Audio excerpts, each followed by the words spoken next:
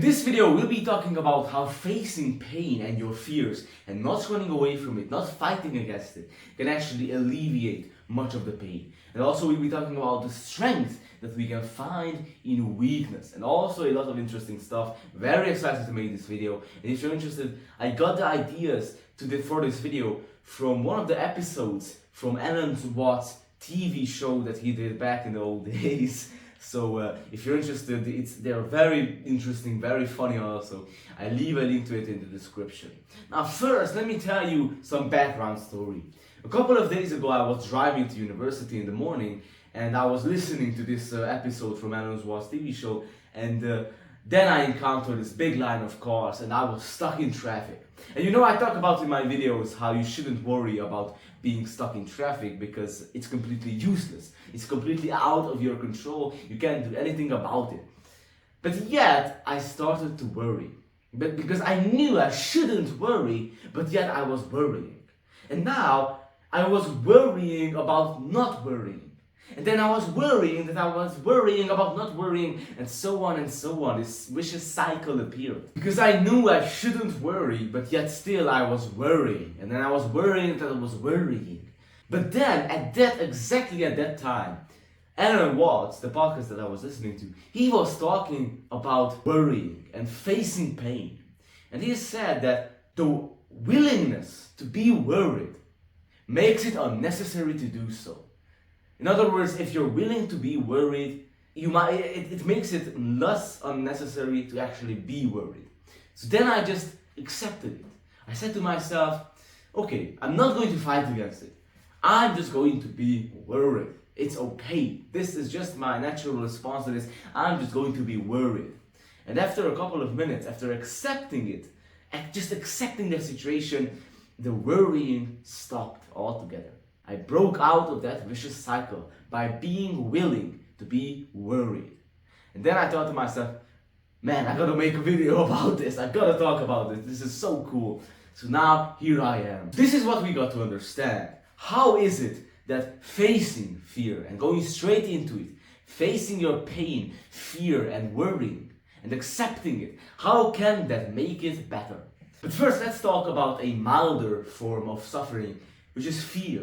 And what is fear? What do you feel when you're fearing something? What do you actually feel? You see, a lot of people are actually unaware of this because they are too much focused and they're only thinking about the feared event actually happening. In other words, they're worried about getting sick or failing a test. And they're thinking about what it would be like to actually be sick and to actually fail that test. But when we bring our attention to just what it feels like to be afraid, we find that we get this creepy feeling of the spine and this hollow or sinking feeling in our stomach and this like tension in our palms, and they are kind of getting sweaty. That's it. Now that's not that painful now, is it? And that's all that's the matter with you in this moment. And that's the worst that life can do to you at that moment. And now notice this, that when you have fear, you also have the same sensations in an opposite situation. For example, when you have the shudders or the thrills of the light, or when you're excited, it's the same sensations that you have, that feeling of the spine, that sinking feeling in your stomach, and that palms feeling. Is the same sensation that a positive experience can bring about. Isn't it interesting? So then, whether or not a feeling is positive or negative depends on the context of that situation. For example, let's say that a father gives his son a slap on the back. And now, if the son turns around and sees that his father is angry at him, then it will hurt and it will be painful. But if when he turns around and sees that his father is smiling or laughing and that he was just teasing him, then it won't hurt. It's just the context that determines whether or not it will be positive or negative.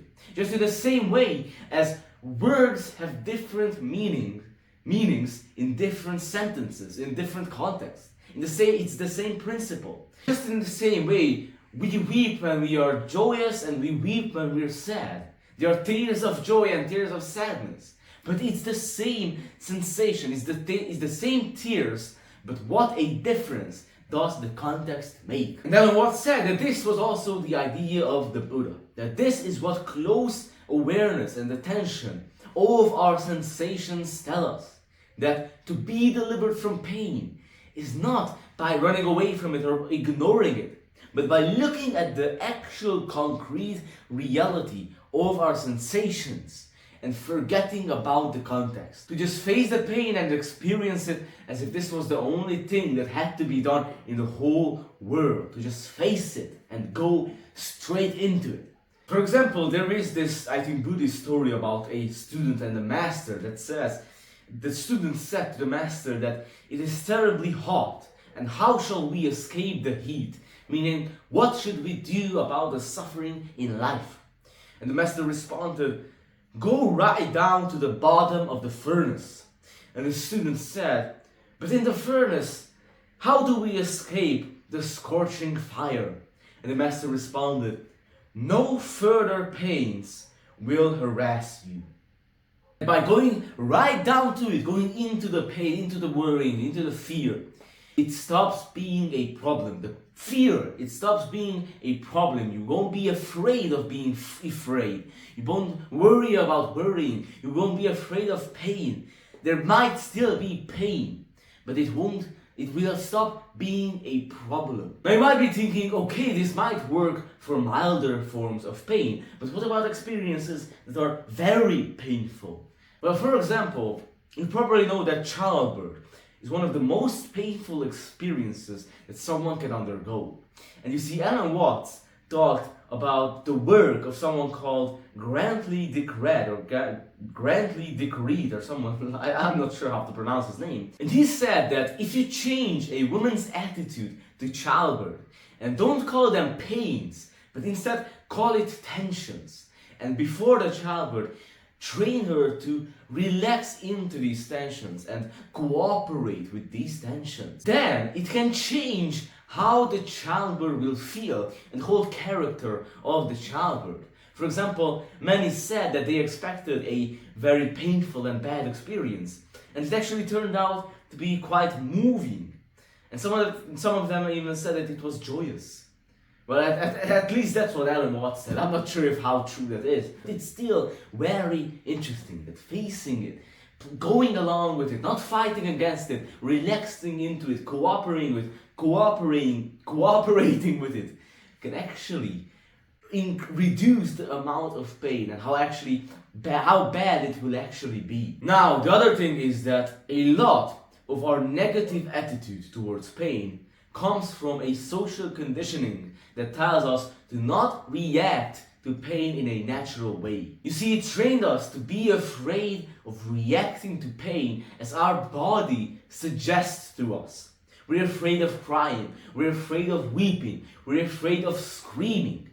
We say that these are undignified emotions, even though we have the same sensations, the same emotions, and same reactions in a very positive and joyous experience. As we said before, the cries of crying because you're so joyous and crying because you're sad is the same sensation. You see, we've been conditioned to be ashamed of giving in to pain and crying because we think that it's gay, it's unmanly, it's sissy. And we think that when we're suffering, we should be, tough and rigid, and we should go through it like, we just go through it and be this rigid thing when we suffer and not get fazed by it. But you see, this can be a very dangerous doctrine, a very dangerous belief. To explain, let me quote you something from this old Chinese philosopher called Lao Tzu, the founder of Taoism. He said that man at his birth is supple and tender. In death, he is rigid and hard. Plants, when they are young, are pliant and soft, but when dead, they are brittle and die. Thus, tenderness and softness are the companions of life, but rigidity and hardness are the companions of death. So you see, there is strength in weakness. I mean, for example, just in the same way, when a cat is falling off of a tree, does it say that does it become rigid? Does it become tense and stick out all four of his legs and say that I'm going to beat the ground and beat it into submission and fall without flinching? If it did that, then it would be just a broken bag of bones. But no, the cat relaxes into it. It becomes soft, it becomes weak, and thus it falls with a soft thud. You see, it's just like this also with water. You see, nothing is more yielding and soft than water. And nothing is like water when it comes to overcoming rocks and, tearing away rocks and overcoming obstacles. And you see, when you try to cut water with a knife, exactly at the point where the knife touches the water yields to it. It completely surrenders itself and becomes weak and yields to it. And thus, the knife doesn't cut the water. No matter how hard you try, you can't create a wound in the water. It yields to the hardness of the knife. And you see, because of its softness, it triumphs over the hardness of the knife. And you see, there's also so many examples in nature. For example, with trees. When there is a great snowstorm outside, the great pine tree, it has stiff branches. And when the snow accumulates on top of it, it will break under its own weight. But the willow, its branches are soft. They are bending. They bend under the weight of the snow, and thus they don't break under it. So you see, there is strength in weakness. There is strength in yielding. You see, it's exactly the same with humans. But we're brought up to feel that we shouldn't trust our natural reactions. And you see, we're conditioned to believe that somehow we will suffer less, or that we will beat pain if we hold our feelings rigid, or that if we don't flinch when we're faced with pain. Or that if we stub our big toe and if we just stand there with a stone face, somehow it won't hurt that much. But you see, our natural reactions to pain can actually be therapeutic. They can be healing.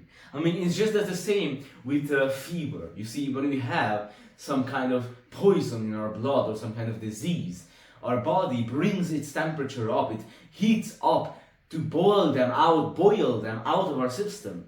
And you see, back in the days, a long time ago, people thought that the disease was the fever itself. That the disease was that people got very hot. And that was the disease, and people tried to get rid of that. And they tried to take away the fever. But you see, when they took away the fever, very often they almost killed the man. Because they were trying to take away the body's natural response, natural defense to the pain, to the poison in the blood. And just in the same way, if we refuse to react in the natural way to pain and remain rigid and stiff, then we just might make it worse. We might make the pain worse. And I think that I read this somewhere, that crying, tears, like they actually release emotions or something like that. It's very crazy that crying actually enables you to move past that experience.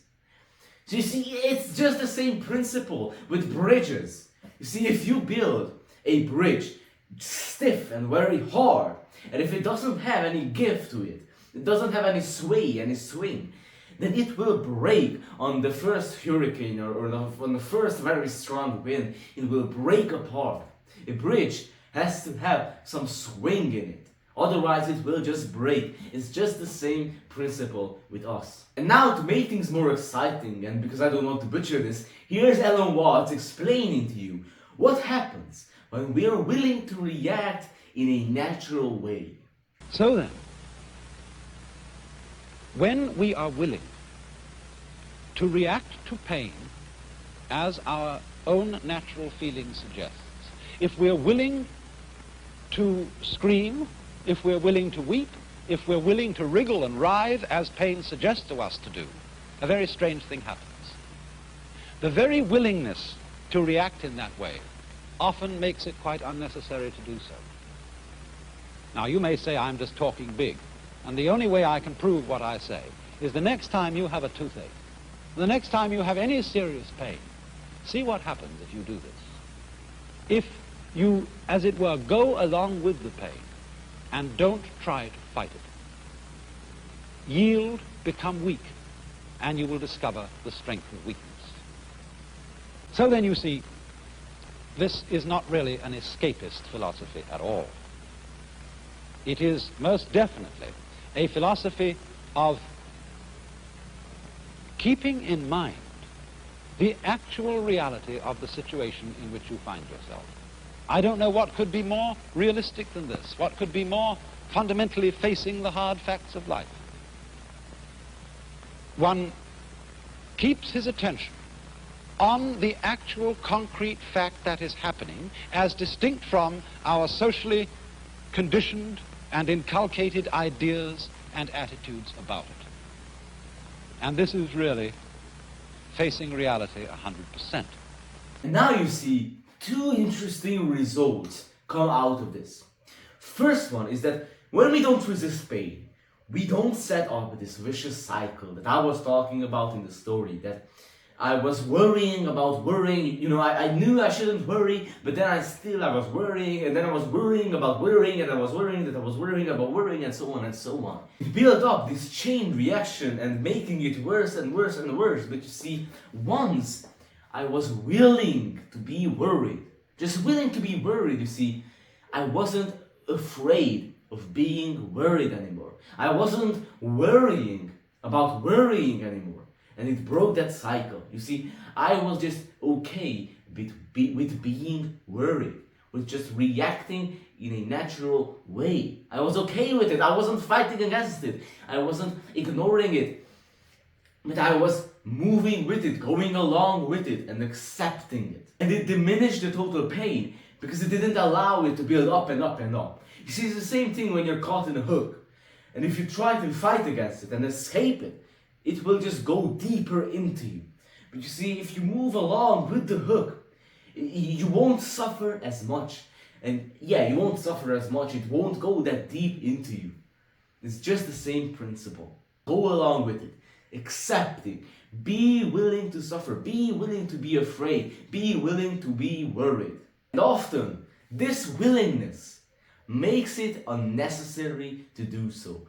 The willingness to cry often makes it unnecessary to do so. The willingness to scream, to weep, often makes it unnecessary to do so. And now the second result is that when we are fully focused on what is the actual situation itself, on this present moment, and we're free from the judgments that make the experience more painful, you know, these thoughts, these judgmental thoughts, you know, suffering in our imaginations because of our thoughts, then it's as if like we're taking things as they come, one at a time. For example, you might be frustrated that you have to wash so many dishes, and every single day you have to wash a bunch of dishes, and there are just so many of them.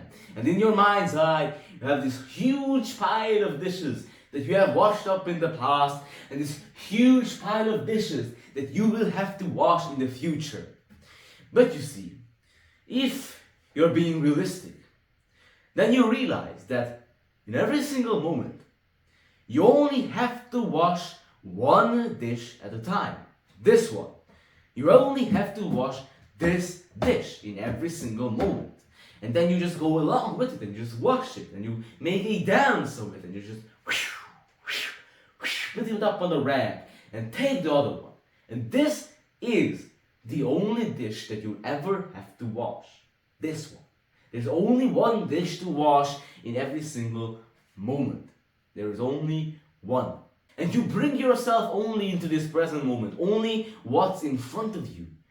And you just go along with it. You realize that no matter how many dishes is in front of you, is behind you, there is only one single dish that is in front of you. And you only have to do one thing right now. Just wash that one single dish. I mean, it's just the same principle when you're about to climb a mountain.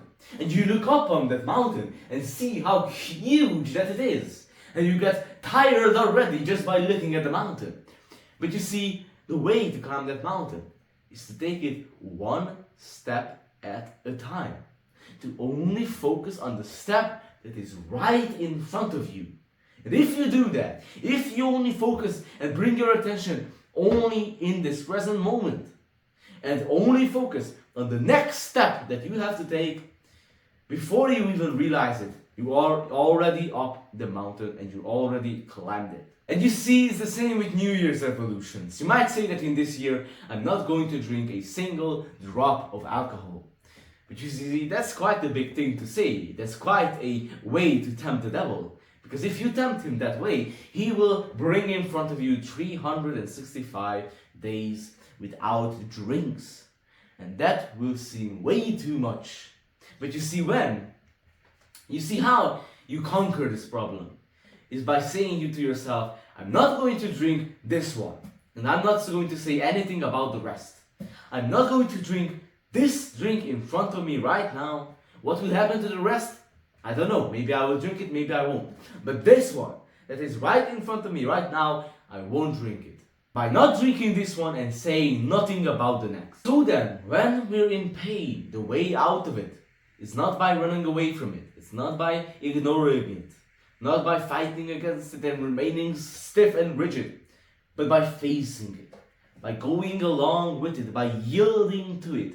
Reacting it as our body suggests it to us. You see, reacting to it as if this was the only thing that you had to do in the whole world. And remaining in this present moment.